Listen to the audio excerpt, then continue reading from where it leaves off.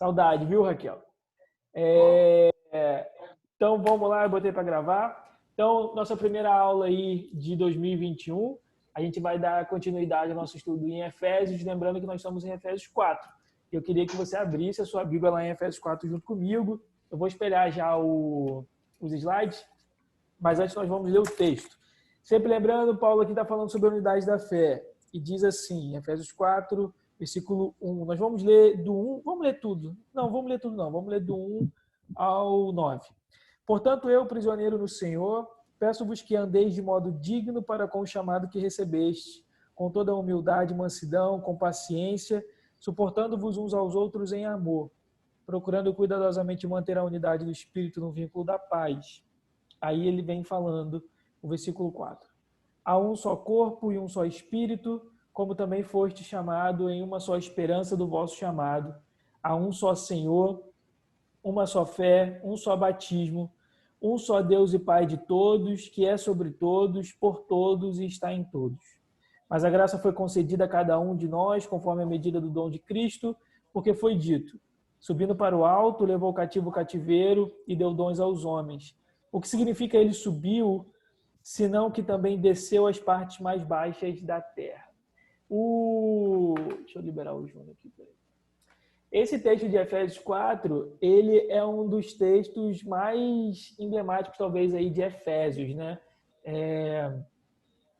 Efésios, ele vai falar sobre a questão da unidade da fé, é aquele texto clássico que fala sobre os 5 ministérios, sobre os dons de ascensão, e ainda tem a questão do versículo 7, do versículo 8 e o versículo 9, que é um texto muito debatido até hoje na igreja, sobre essa questão de Jesus ter descido ao inferno ou não. Existe ainda uma grande discussão sobre isso. Versículo 8, né? Por isso foi dito, subindo para o alto, levou cativo o cativeiro e deu dons aos homens. O que significa ele subiu, senão que também desceu às partes mais baixas da terra.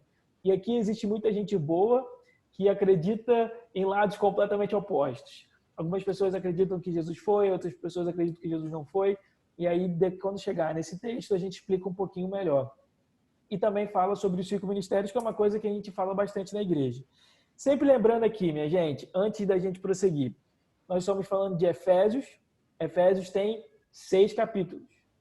Efésios 1, 2 e 3, Paulo vai falar sobre doutrina. Estou repetindo isso desde o início. Efésios 1, 2 e 3, Paulo fala sobre doutrina. Efésios 4, 5 e 6, Paulo vai fazer a aplicação dessa doutrina. Então, Efésios é o tratado de Paulo sobre a igreja, sobre a eclesiologia. Então, ele vai falar sobre o corpo de Cristo, ele vai falar sobre a unidade e o relacionamento que existe entre igreja e os judeus. Então, ele vai tratar sobre sobre aspectos relacionados à igreja. Então, Efésios 1, 2 e 3, ele vai expor essa doutrina e a partir do capítulo 4, Paulo vai demonstrar e vai dizer como que nós devemos viver toda essa doutrina que ele está expondo. Flávia levantou a mão.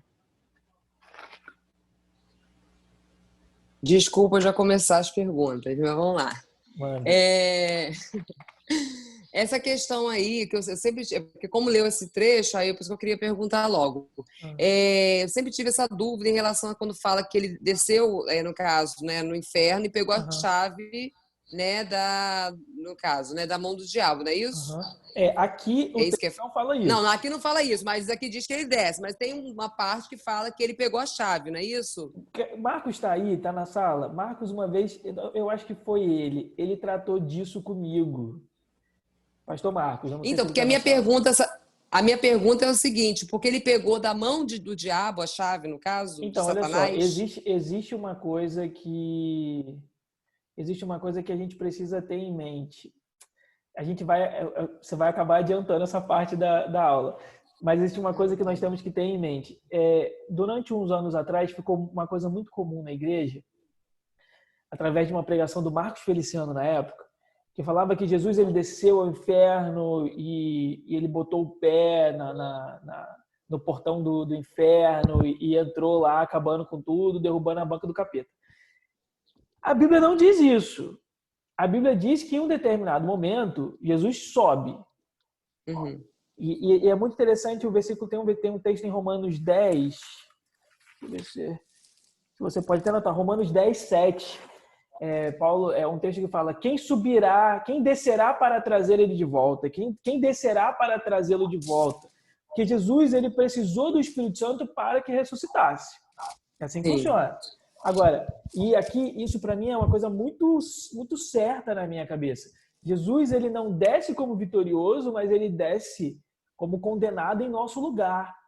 Sempre lembra disso. Nós é que merecíamos o inferno. O inferno é um lugar preparado para o pecador, não para Cristo que não tinha pecado. Agora, da mesma maneira que na cruz ele toma o nosso lugar, da mesma maneira que no batismo ele toma o nosso lugar e se batiza em identificação a mim e a você, que tínhamos e que temos pecado. Jesus nunca teve pecado e o batismo significa arrependimento de pecado. Então, por que uma pessoa que não tinha pecado precisou passar pelo batismo? Porque ele não se batiza em causa própria, mas ele se batiza em identificação toda a humanidade.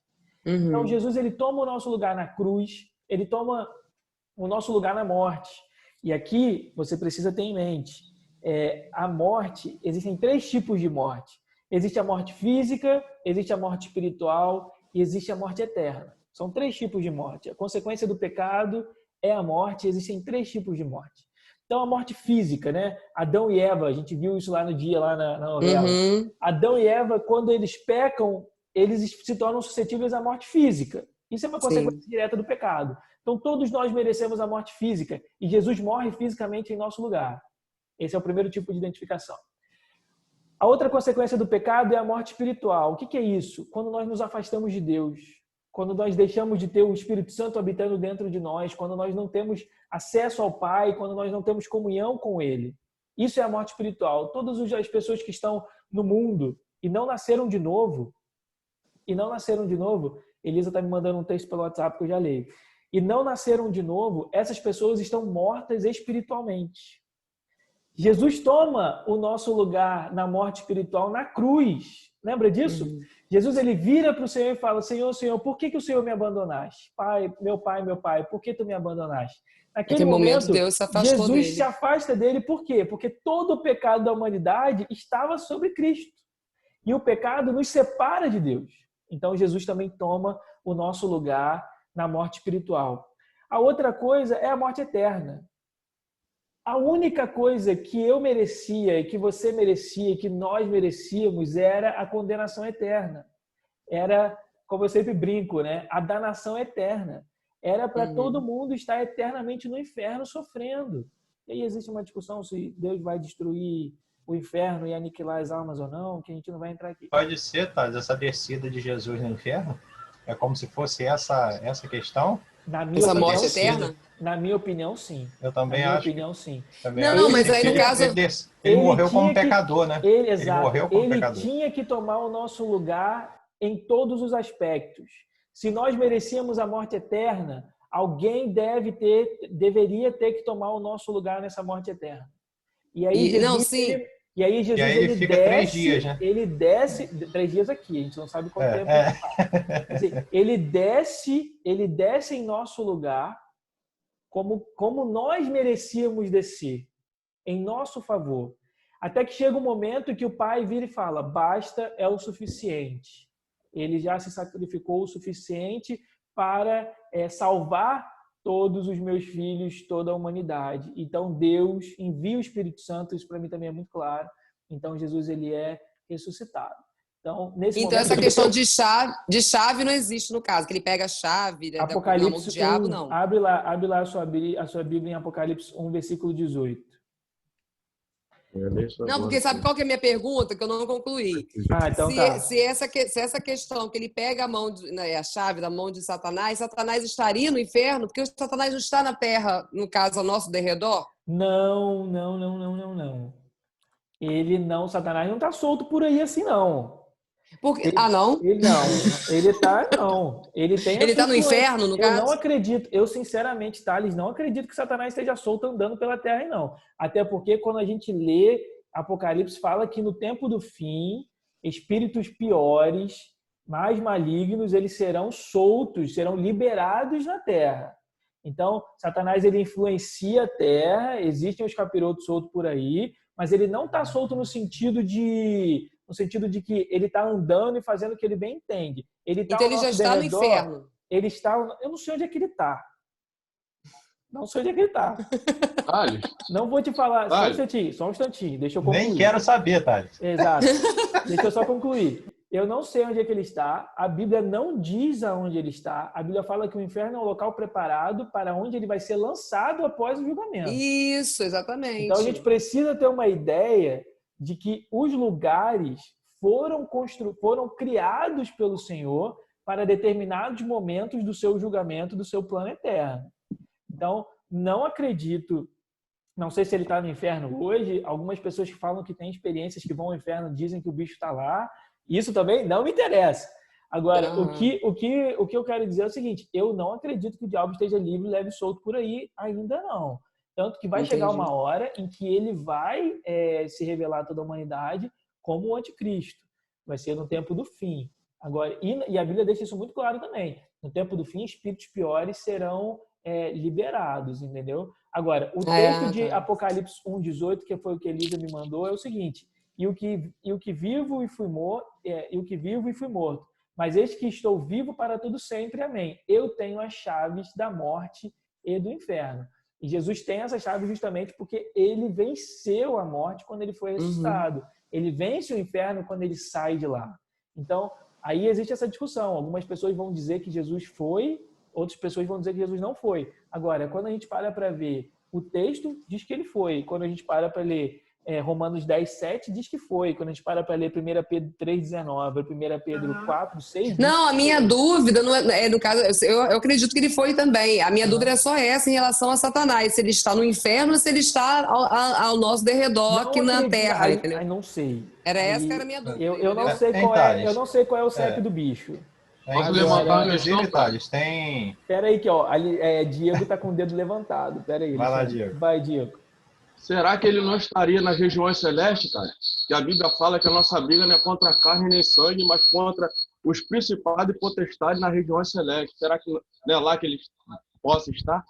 O Diego traz uma colocação muito boa. Essa aula tá interessante, hein? O Diego traz uma colocação muito boa. Quando ele fala de regiões celestiais, eu acredito que seja isso que ele esteja falando, mas traz nesse sentido das regiões onde existe esse conflito entre anjos e demônios, não é isso? Isso. Então, existe um livro muito bom sobre esse assunto que eu fiquei até surpreso. Foi um presente do Júnior da Raquel, que está aqui na sala. Ele me deu um livro, é do Fábio Coelho, eu estou lendo até o livro, e ele explica muito bem sobre essa questão aí. Existem pelo menos 3 tipos de céu. Existe o céu que a gente vê, que é o céu criado. Existe o segundo céu, que é onde existe essas regiões celestes que o Diego se refere, e é onde existe todo o conflito entre anjos e demônios. E também existe o terceiro céu, que é a habitação de Deus. A Bíblia fala, e a gente vê isso muito claro em Daniel, que existe uma certa movimentação angelical e uma movimentação espiritual nessas regiões. É onde existe esse conflito de uma maneira mais aberta. A Terra é o território de influência do mundo sobrenatural, do mundo invisível, né? do Senhor, do reino de Deus e do reino das trevas. Mas as batalhas mais pesadas acontecem nesse segundo céu e a Terra sofre essa influência dessa batalha e dessa disputa de poder. Então, o Diego acha que pode estar no segundo céu. Eu acho também que é muito possível que isso aconteça. Sempre lembrando, o diabo ele não é matéria, ele não é carne, ele é um ser espiritual. Ele pode até, ele vai chegar uma hora que ele vai encarnar, né, que ele vai buscar um corpo físico, mas o diabo ele é matéria. Então, acredito que talvez o Diego esteja certo aí na colocação dele. Mas, mais uma vez, não conhecemos o CEP do bicho e também não nos interessa saber sobre isso. E no final, tá, assim... Diego continua. Pera aí, Alexandre. Diego, Ô, Diego, amacha só para complementar, esses principados, os demônios eles são organizados.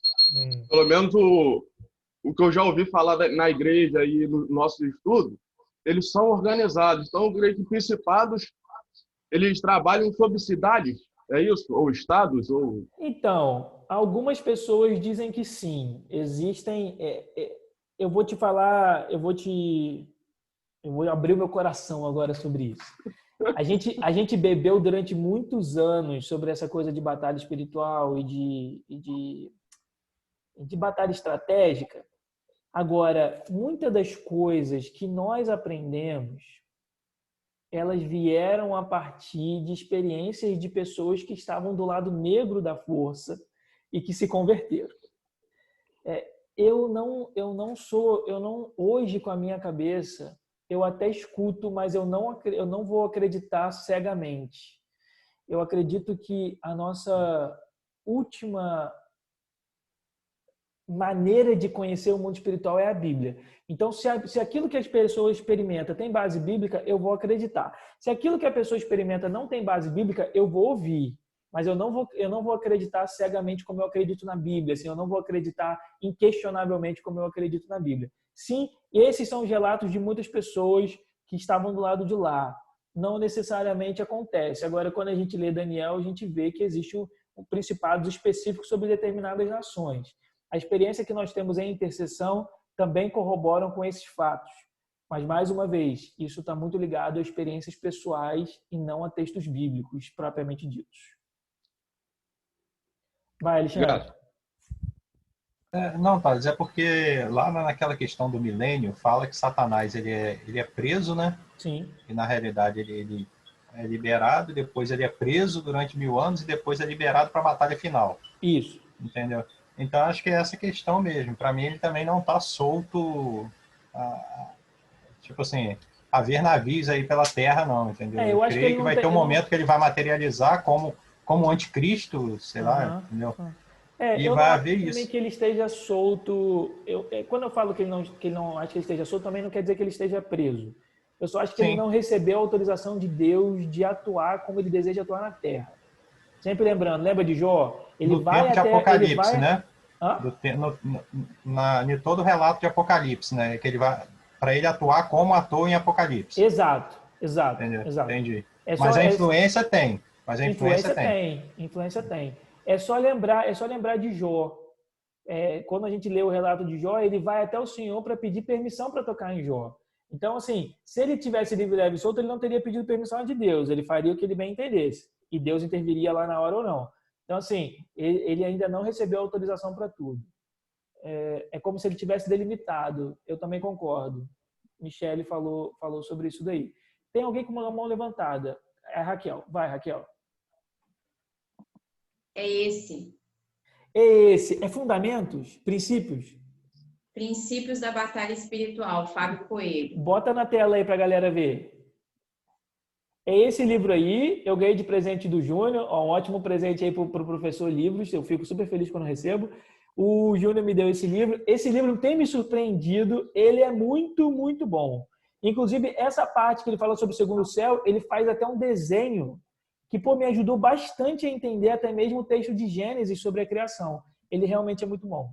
Então, vale a pena a leitura. Eu estou lendo ele, é o meu segundo livro do ano. Vamos ler esse ano mais, coloque mais metas de leitura na vida de vocês. Amém?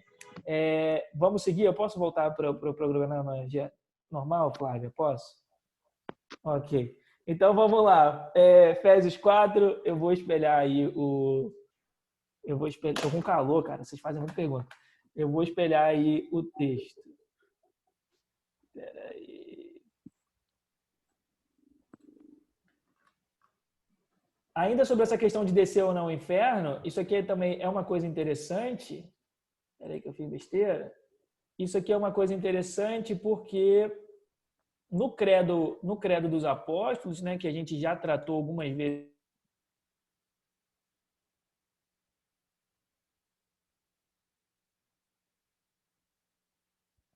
Parou de falar aí, velho.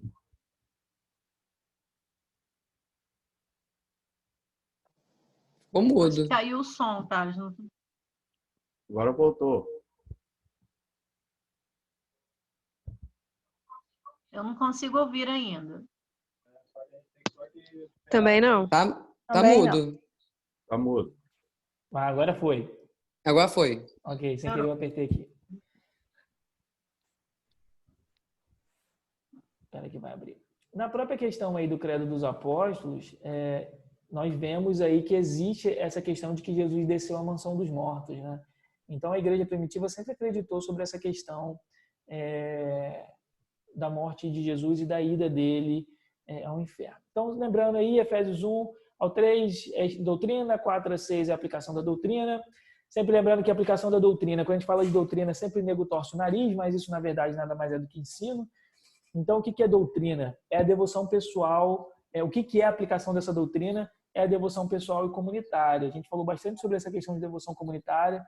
Se você não assistiu essa aula, está no YouTube. Eu acho de extrema importância essa questão de devoção. Tanto a devoção pessoal quanto a comunitária. Eu gostaria de incentivar vocês a voltar nessa aula e assistir, ok? Aí trouxemos alguns textos do John Stott, do Francis Fox, do Hernandes Dias Lopes. Fiz essa distinção entre devoção individual e comunitária. Essa é até uma frase do Cacau Marx. A devoção individual garante que a nossa devoção ela é genuína, mas a devoção comunitária garante que ela é fiel. Então, queridão, é o tipo de coisa que eu não tenho muita paciência para conversa.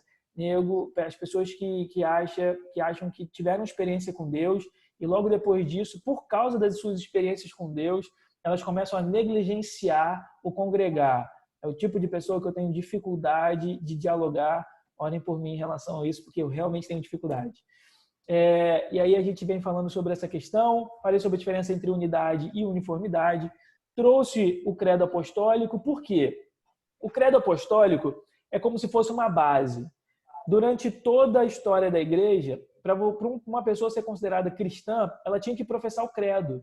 Ela tinha que dizer que ela acreditava em todos os pontos do credo.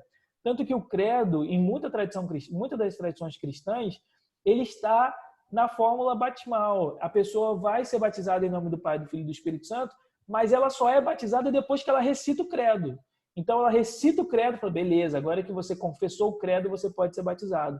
De tão importante que é a gente ter essa unidade de doutrina. E aqui eu trouxe também, já na última aula, a Kelly também tratou isso na vez que ela pregou, sobre uma espécie de confissão de fé aí da nossa igreja, da nossa comunidade. Alguns pontos que nós acreditamos, isso ainda vai ser aprovado, mas já se encontra na nossa página no Facebook. Então, se você tiver interesse de pegar isso com calma, está lá na nossa página do Facebook. É importante porque se o Jean não concorda com a base doutrinária da igreja, é impossível que ele esteja junto da igreja. Seria impossível eu estar em uma comunidade que nega o Espírito Santo. Seria impossível eu estar em uma comunidade que nega a Trindade, que fala que não existe Deus, Jesus e o Espírito Santo. Eu não teria como ficar nessa comunidade. Então, é importante que a gente saiba o que nós acreditamos, o que a nossa comunidade de fé acredita.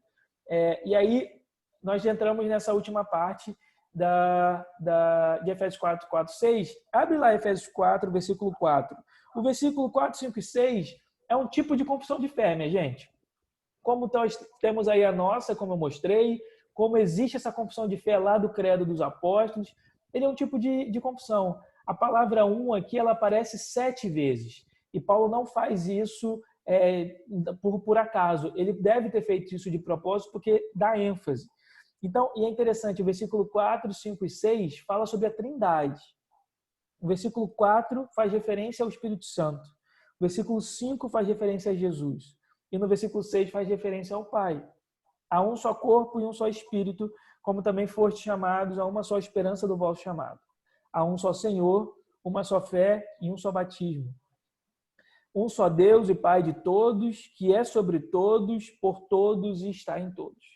Então, isso é um tipo de confissão de fé. E é muito interessante, existe uma grande discussão, existe uma discussão que algumas pessoas falam que a doutrina causa divisão. Não causa divisão.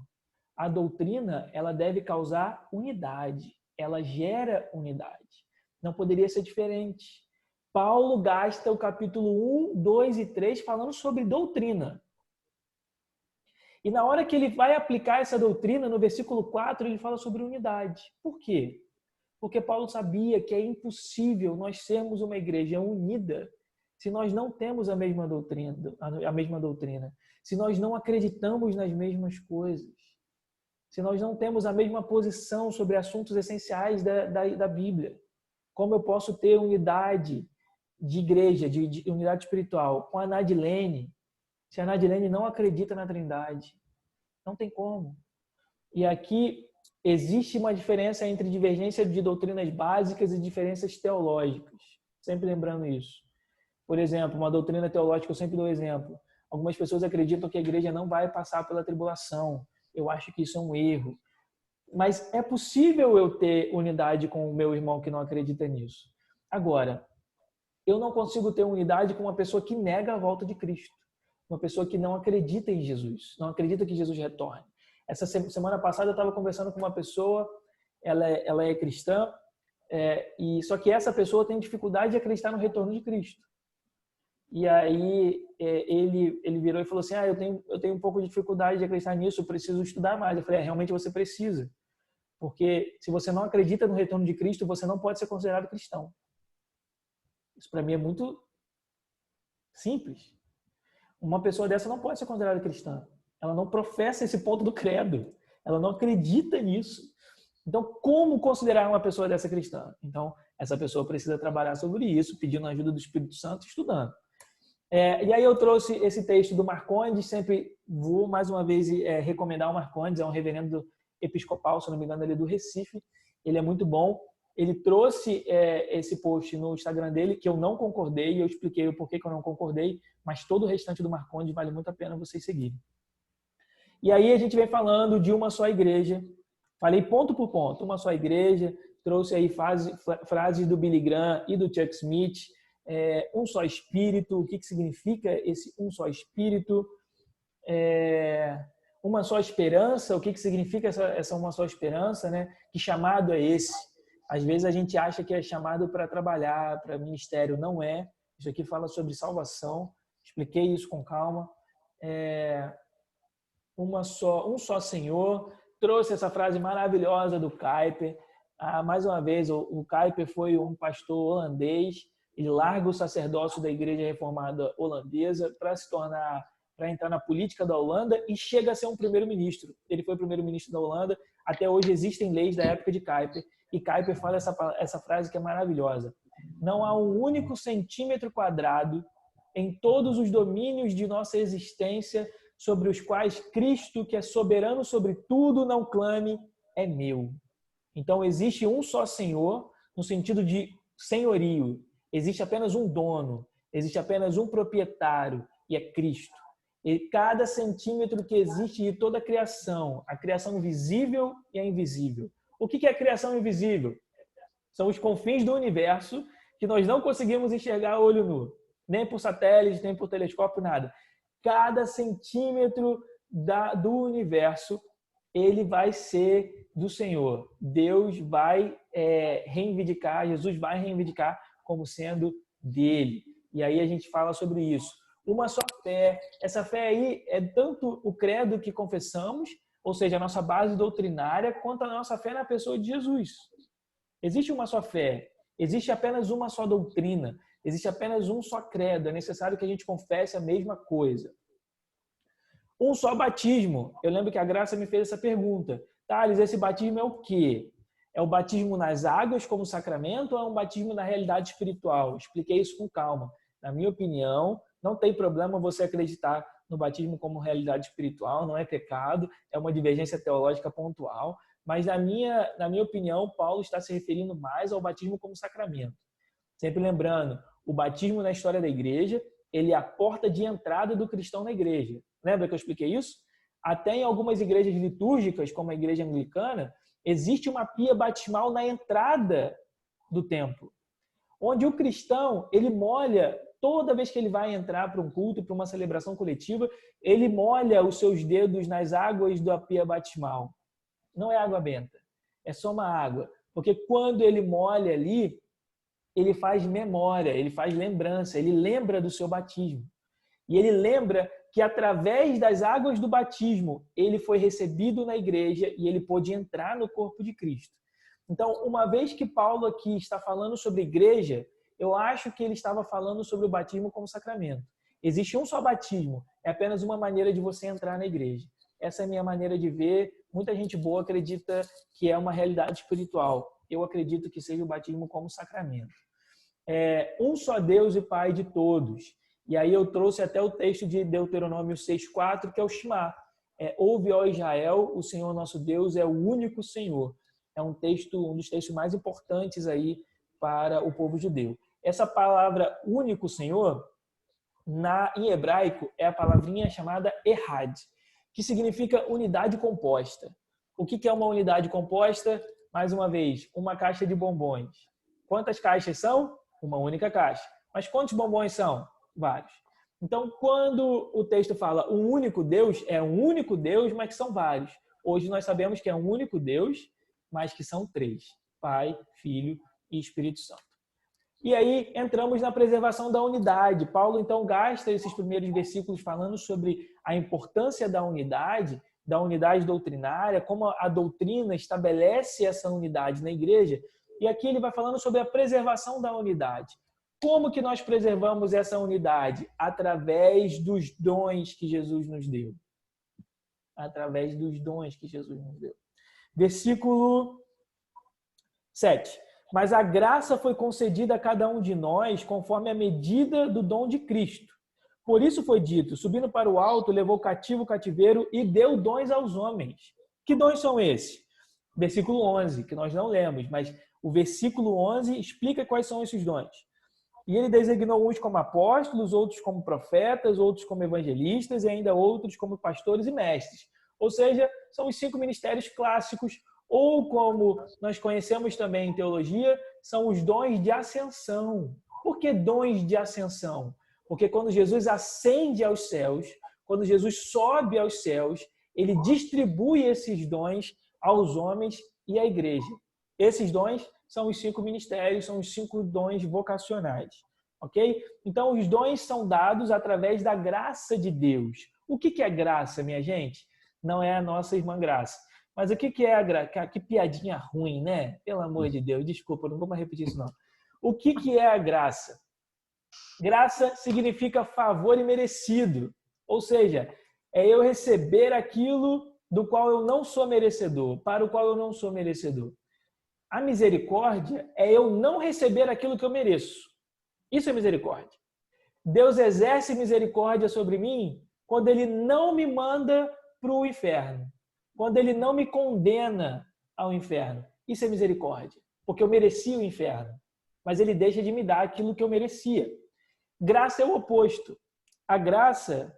Flávia levantou a mão. Flávia, eu tenho 1 minuto de aula. Eu vou fechar essa tela e eu abro outra só para a gente fazer pergunta. Já a graça é eu receber aquilo que eu não mereço. Então, quando Jesus me salva, ele me salva por graça. Eu merecia a salvação? De maneira alguma. Jamais nós mereceríamos a salvação. E mesmo assim, por graça, ele resolve nos salvar. Então, esse texto fala de graça para serviço.